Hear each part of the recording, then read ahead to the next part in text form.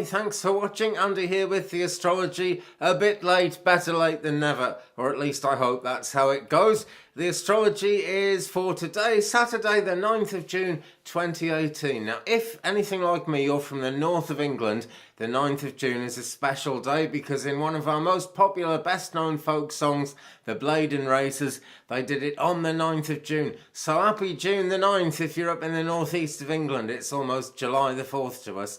There we go. So the moon is in Aries. She has been in there since Thursday, actually. And so we still, at this part of the day anyway, have the Aries influence, which is for getting things done fairly quickly, but maybe with not that much attention to detail. There's also a fair bit of self-criticism around. People criticise themselves and others, and that actually tends to push things along to get done too quickly, and quite often things aren't quite right. So what do we need? A void of course period to sort it out, and we have got one coming up because let me see, 12:36 just into the afternoon, 24 minutes to 1 p.m. On the western side of Canada, on the Pacific coast of America. The moon goes void of course, and she stays void. And let me give the UK time as well, actually, since I'm in UK. That is actually 20:36 tonight, 24 minutes to 9 p.m. in UK. And that void goes on until 5:03 a.m. in UK. So that is actually, let me see, gosh, what's that? That's midnight 03 Eastern, 9:03 p.m. tonight, Pacific. So that is coming up. That is actually all a big part of today in the States.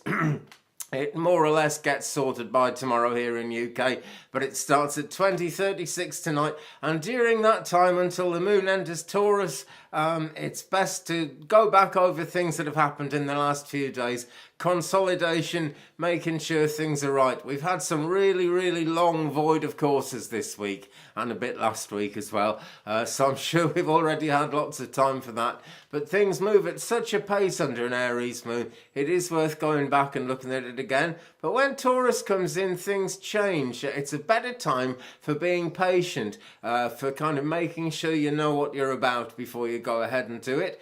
Speaking of that, it's actually a very good time for a long rest under a Taurus moon, and if you need complete rest, that's the time to do it. Alternatively, it is a good time for getting things done, generally speaking, depending on the rest of the alignments and depending on the most important astrological influence of all, you and me, or whoever is actually looking at the stars, because that is these are the lives that we're kind of bringing astrology into. You know what I mean? That's a bit of a long-range way of seeing it, isn't it? But basically, you know, prolonged, persistent effort, attention to detail, well, that's kind of less prevalent under a Taurus moon. But it's not the bull in a china shop that so many people think the Taurus influence is. You don't actually have to be a Taurus to go through this, you see. This is how the stars and the planets are panning out.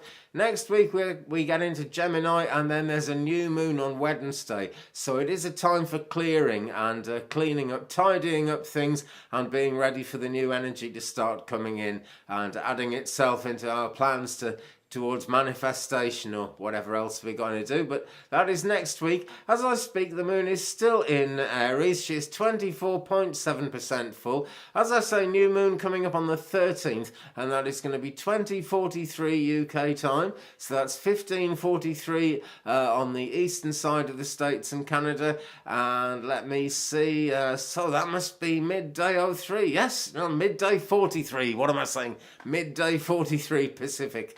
On actually, it's all wherever we are in the world, it's all happening on Wednesday the 13th of June. But there we go. At the moment, as I say, she's still about a quarter full, so we're still into the last quarter period. We haven't gone all the way down yet, and the energy is actually waning. The moon is sextile the sun right now. Good time of harmony, balance, opportunity. Actually a good time for decision making. So maybe that'll play into the last remnants of the Aries influence and get things happening. Mercury is void in Gemini. That's going to cause a certain amount of anxiety. Nervous energy just happens to be around at a time like that. Schedules tend to fall apart. Excuse me, communications fail. You get breakages sometimes under this alignment as well, Mercury void in Gemini. Although Mercury isn't retrograde at the moment, not until I think late on in July does she even get anywhere near retrograde. Mercury is direct, but nevertheless, Mercury is mercurial at the best of times. So, we can expect winds of change blowing all weekend. All that much more important to use the void of course period to be sure of yourself, or to be sure of what you've been doing.